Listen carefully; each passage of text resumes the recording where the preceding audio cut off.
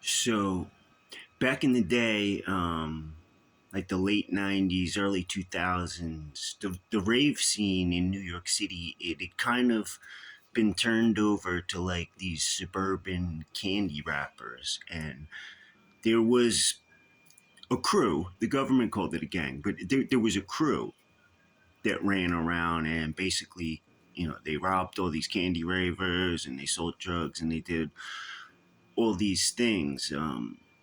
Now, those kids, they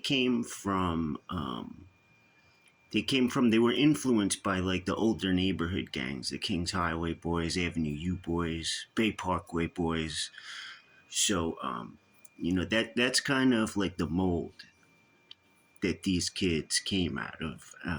And they weren't dressing with the huge pants and whatever. It was, clean cut, dressed nice and sharp, and you know, but these kids, they were nothing to play with. They actually, what they did, they made up a drug. Um, the hell was that shit called?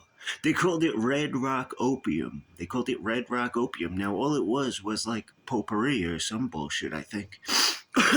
But the whole entire rave scene pretty much thought this shit was real. People were like, jumping over each other to get to the dealer to buy this Red Rock Opium that was fucking fake to begin with. But like, people bought it. Anything you put in a bag, people are gonna buy. So, anyways, but um, that's where this BTS came from. They came from like those neighborhood gangs in Brooklyn. Now, the rave scene came to America when a guy named Frankie Bones Mitchell, kid from Flatbush, Brooklyn, in 1989, he went over to the UK and was DJing at a party over there. And it turned out to be like this huge thing with like 25,000 people. And so he basically went over there and absorbed the culture. And he brought that back to Brooklyn. And that's where the rave scene in America began. It began like right there in Brooklyn.